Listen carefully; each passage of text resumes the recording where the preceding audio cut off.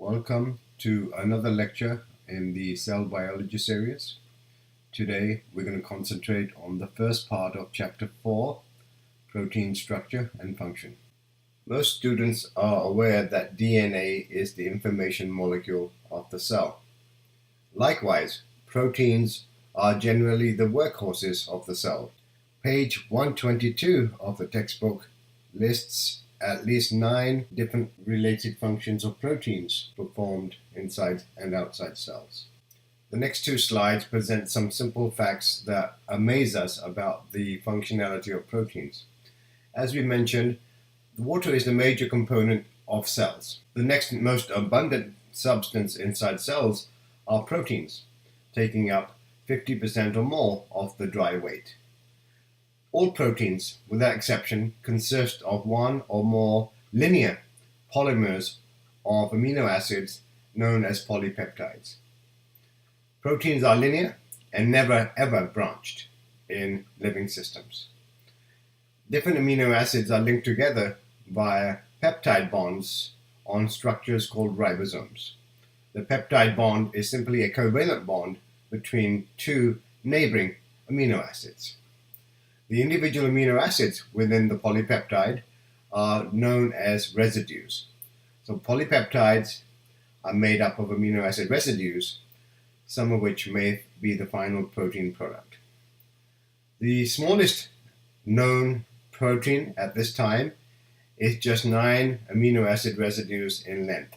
It is oxytocin, and its structure is given in the corner of this slide. The largest protein so far discovered is 25,000 plus residues in length, and that's a protein called titin, which is found in muscle cells. The 2 examples on the previous slide were just anomalies. The general size of proteins is between 50 and 2,000 residues in length, the average being somewhere close to 300. Now, in the absence of stabilizing forces, a minimum of 40 amino acid residues is needed to adopt a 3D structure in water. This simply reflects the bendability of the polypeptide backbone. In the past, without modern day technology, protein sequences were obtained by simply removing one amino acid at a time from a polypeptide chain using chemical techniques.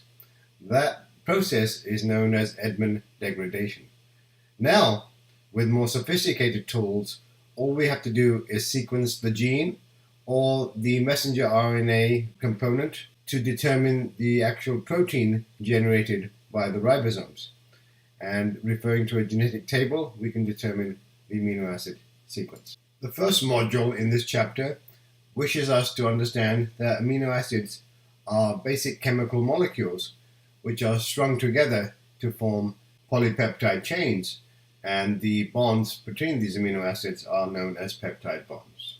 This module has the following words from the chapter word bank. The objectives for this module are twofold. First, to be able to classify the 20 amino acids according to their basic molecular properties, and secondly, to describe a peptide bond and how that peptide bond forms between amino acids. Now, the number of amino acids used by biological systems varies depending on the organism and its condition. There are over 50 recognized amino acid varieties so far understood, but we will stick to the 20 that are commonly mentioned in biology textbooks and also in our current text. Before we classify the 20 amino acids into categories, all amino acids share some very basic chemical properties. Amino acids are named because one end of the molecule is amino in its chemical nature, whereas the other end of the molecule is acidic. The basic backbone of all amino acids is not really that large. It consists of one nitrogen atom linked to 2 carbon atoms, which then repeats again and again between neighboring amino acids.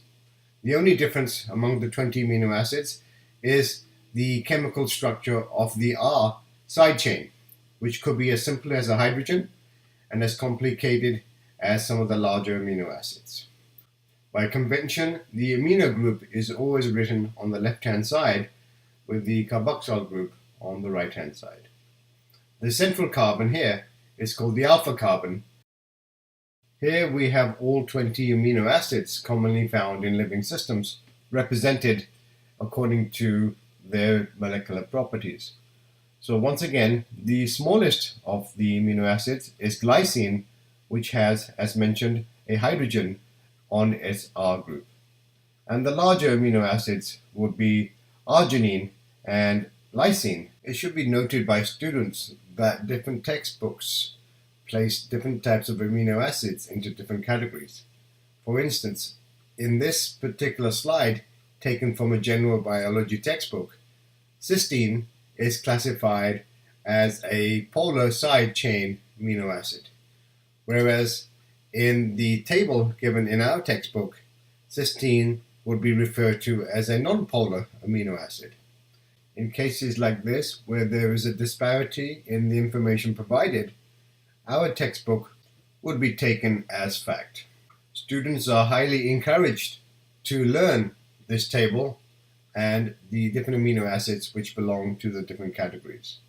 Luckily for us, the 20 amino acids can be nicely broken into a block of 10 on the left-hand side and a block of 10 on the right-hand side. The 10 on the right-hand side are all non-polar amino acids which would have hydrophobic interactions, and the amino acids on the left-hand side would be broken into two blocks of acidic and basic and one block of uncharged polar. And all these amino acids here would have hydrophilic interactions in an aqueous environment. For this course and beyond, students are required to learn the names of all 20 amino acids. They're also required to get the spelling of the 20 amino acids correct, as well as learn the 3-letter abbreviation for the 20 amino acids, and also the 1-letter abbreviation. You are not required to learn the individual structures of these 20 amino acids. All proteins, regardless of origin, are made of amino acids.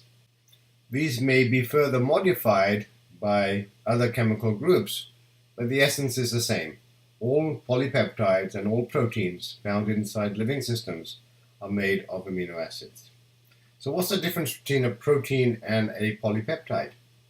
The term protein is applied to the finished product in its working condition, whereas a polypeptide is simply a single string of amino acids from start to finish. One or more polypeptides may be joined together to form the final protein, as in hemoglobin, but most of the time a single polypeptide is the finished product and can therefore be referred to as the final protein.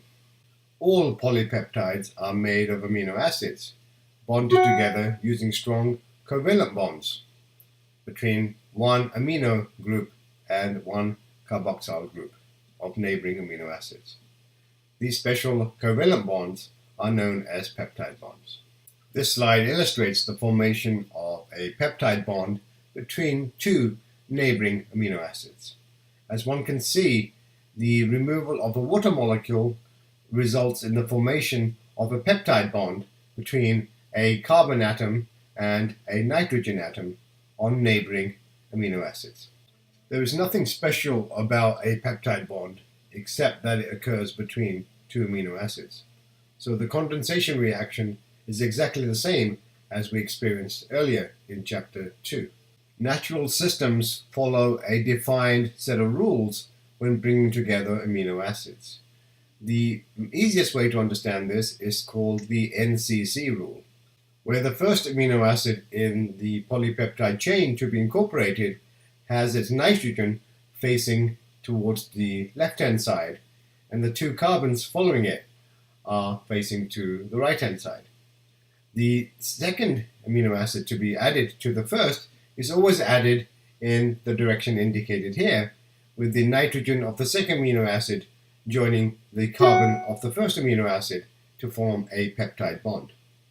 Subsequently, the third amino acid is joined to the second, and then the fourth amino acid to the third, etc., etc.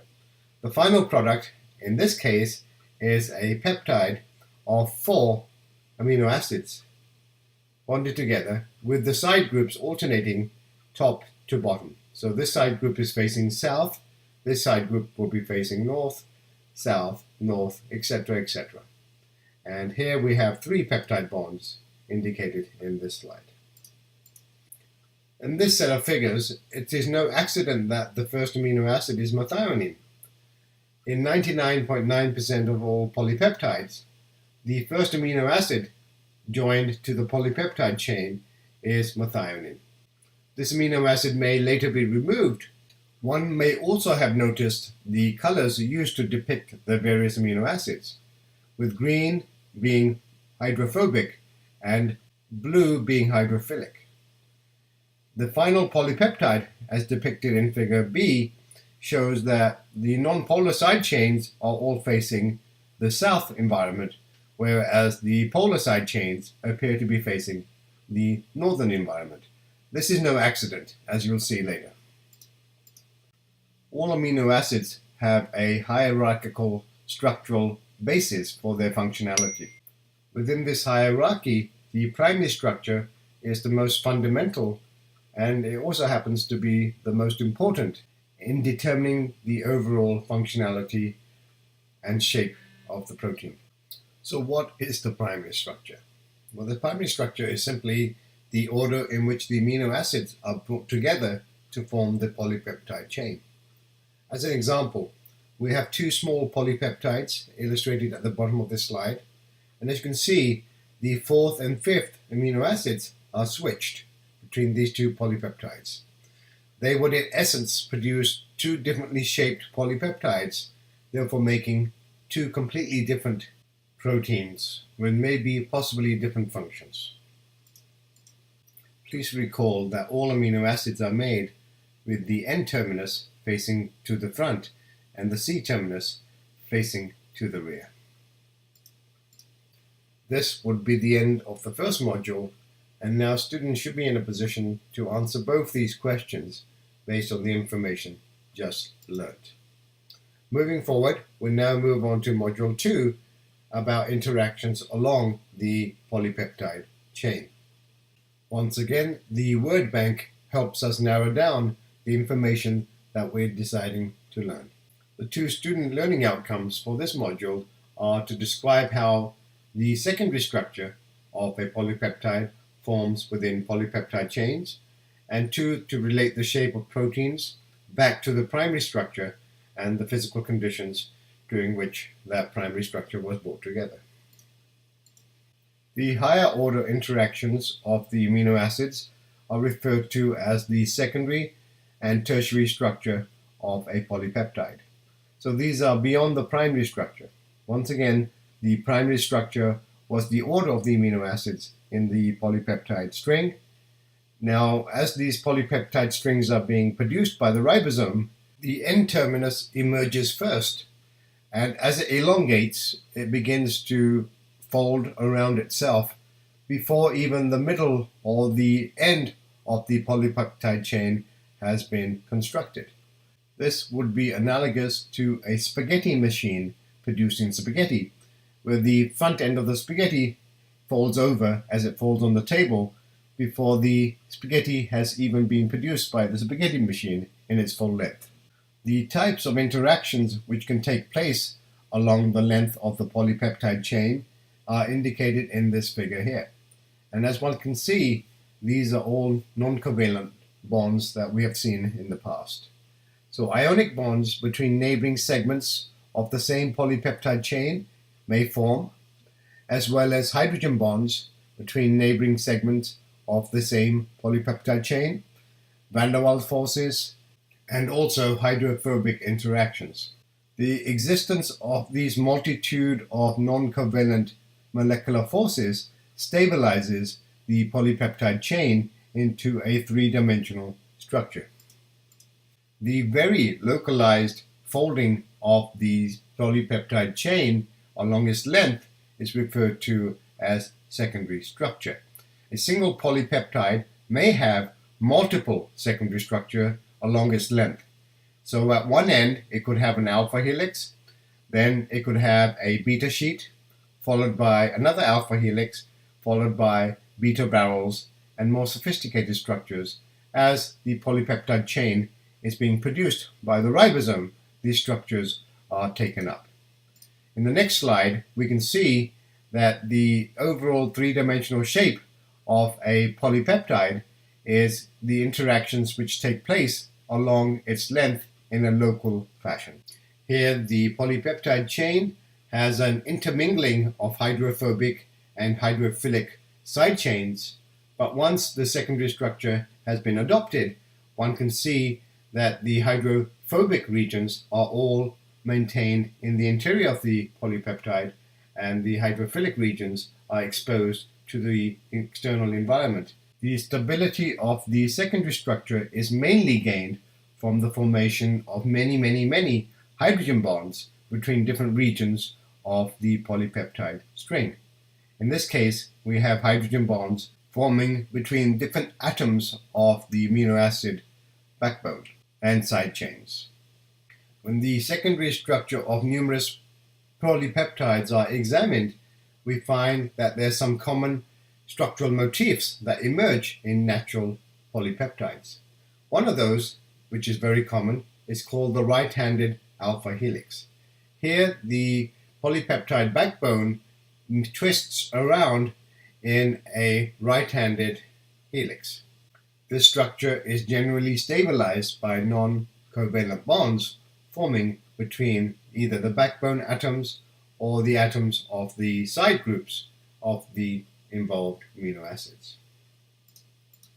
A functional application of the alpha helix structure can be envisioned here if we revisit chapter 11 and look at how polypeptides are able to pass through the lipid bilayer. The challenge here is to expose hydrophobic side groups to the hydrophobic tails of the lipid molecules and to reserve the hydrophilic regions to the interior of the molecule. And this is achieved through the formation of an alpha helix, as indicated in this figure. In yet a further, more sophisticated example of the alpha helix, here the secondary structure of this polypeptide string forms an alpha helix in this region, and one can see that the exposure of the side groups is alternating between those that are hydrophobic and those that are hydrophilic. And there is a gentle rotation along the helix of these hydrophobic regions. So when these two rods come together inside the cell through accidental collisions, they will unite in a way to form this final structure, which is a dimer. In yet another common pattern observed amongst natural protein secondary structures are the beta sheets. The beta sheets simply are an arrangement of the polypeptide backbone in a configuration which lends itself to forming sheets of amino acids. These may be parallel, as indicated in figure B, where the direction of the polypeptide backbone is the same across the sheet, or as indicated in figure A, they could be anti-parallel, where the polypeptide chain makes a zigzag pattern as it forms the beta sheet.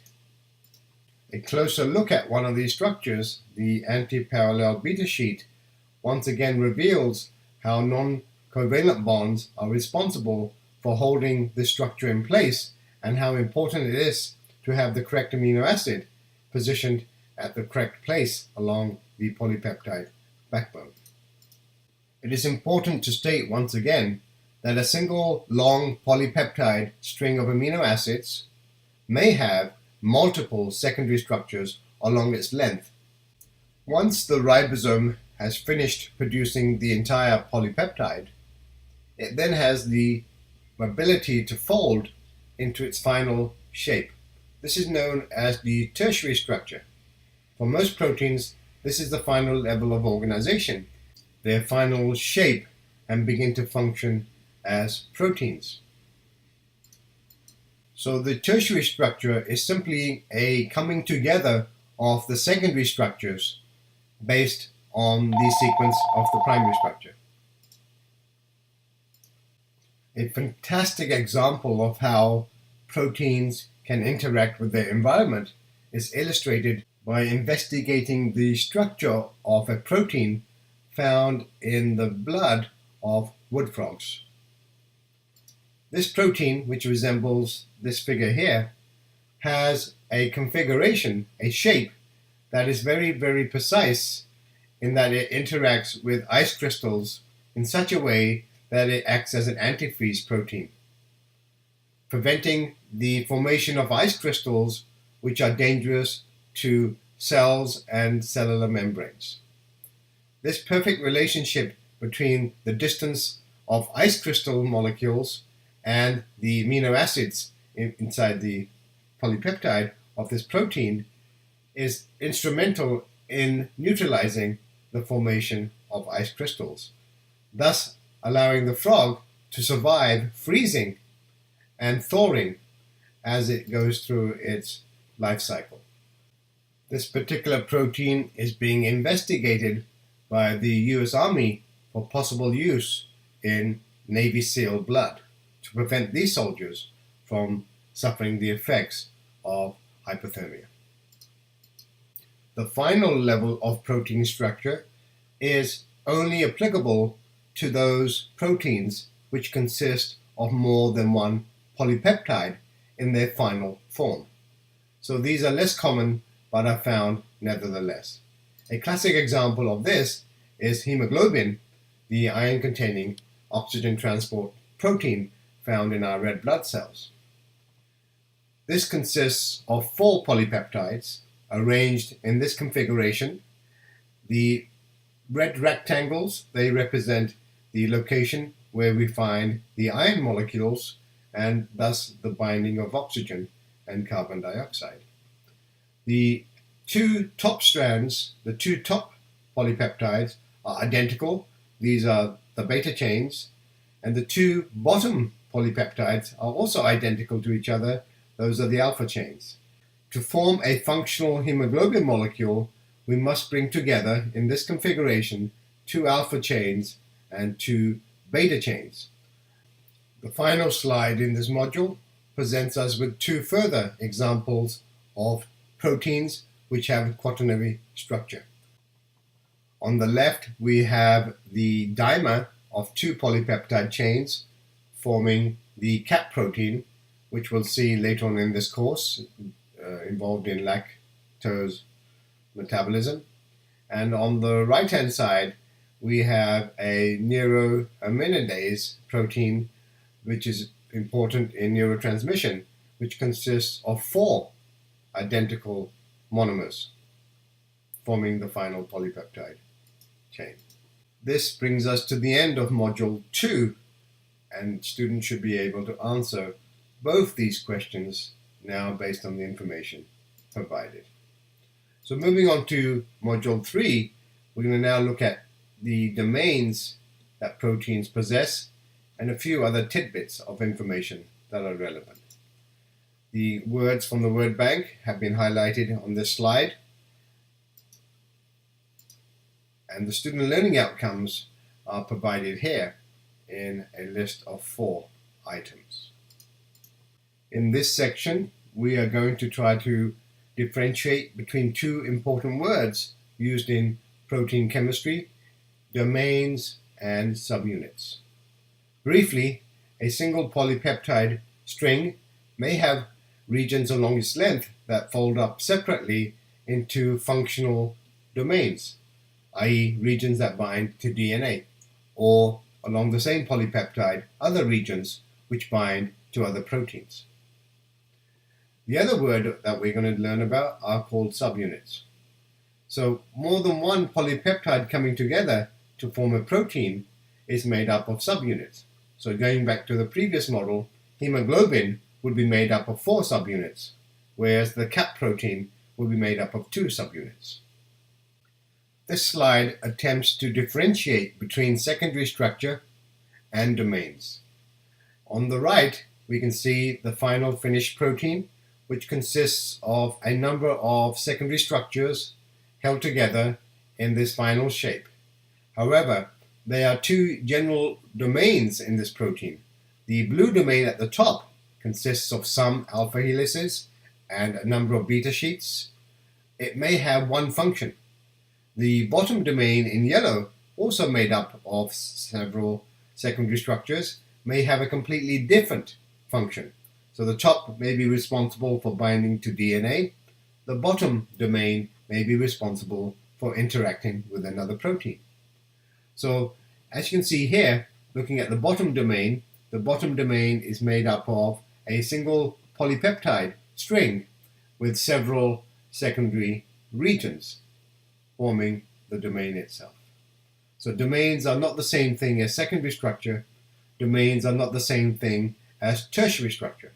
The tertiary structure would be the overall shape of this final polypeptide. A further point of confusion in this chapter is the use of the word unstructured. If one looks back towards secondary structure and tertiary structure, one notices that secondary structure is highly structured. It's held in place by lots of non-covalent bonds. However, there are regions of the polypeptide chain which connect one secondary structure to another, which are not held in place to the same rigid standards. These regions are known as unstructured regions. They are more flexible in their orientation and spacing and are generally subjects of regulatory control, where the protein shape can be altered to change the functionality of the protein, i.e. turning the protein on and off. In this figure, all secondary structures are indicated in either red or green, and unstructured regions in between are represented in yellow. The yellow regions are not as rigid as the red and green regions. This figure here reveals the wonderful way in which natural selection operates and the importance of shape to the final functionality of any single protein. Here we have two very similar proteins that have evolved from each other but are not the same in terms of their overall shape. One is elastase, which is involved in your skin, and the other one is chymotrypsin, which is involved in digestion. Looking very closely, you can see some regions differ between the two proteins, and those regions give the proteins different shapes and therefore different functionality. Nature does not like to invent something new every time. What it does do is reuse what already exists by modifications through mutations and trial and error. That is clearly seen in this particular example. This slide illustrates a very fundamental principle about cell biology.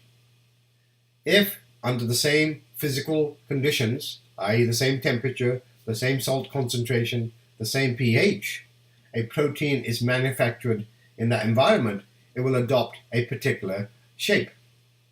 Alteration of the environment may result in the protein adopting a different shape, but once you restore the environment back, then the protein will adopt the original shape once again.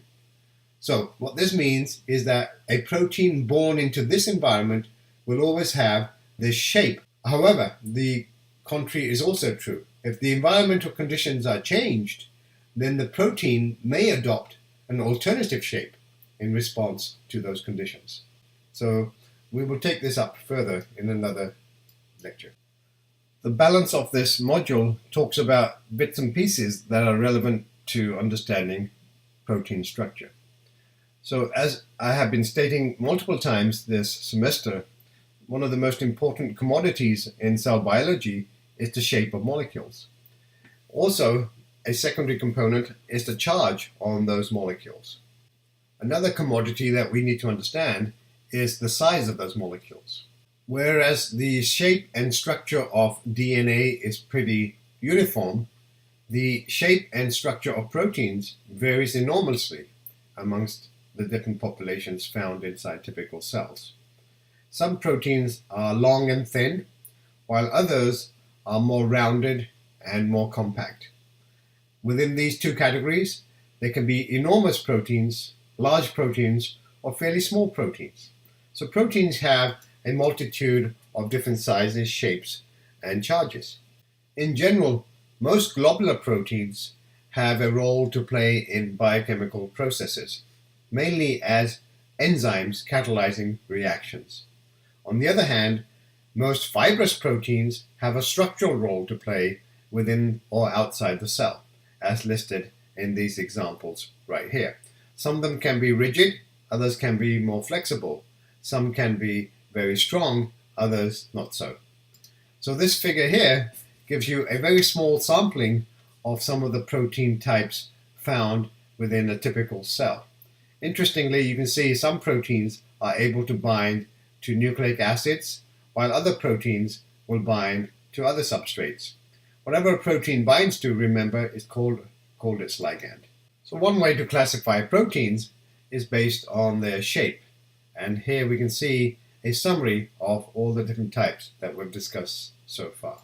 In Chapter 11, we discovered that phospholipids are able to be modified after their manufacturer on their way to the Golgi and subsequently beyond. Well, proteins can also be modified after their manufacturer, and this process is called post-translational modification. Recall that proteins can be made in the cytoplasm, or they can be made on the surface of membranes, such as the endoplasmic reticulum.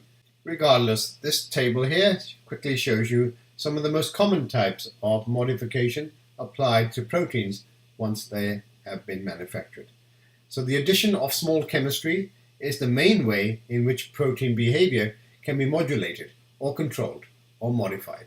Each of this is a covalent modification in essence, including the formation of these very special covalent bonds between amino acids which contain sulfur atoms. The purpose of disulfide bonds, as we'll see shortly, is to stabilize proteins. Since we're talking about the stability of proteins, something very important needs to be discussed at this point.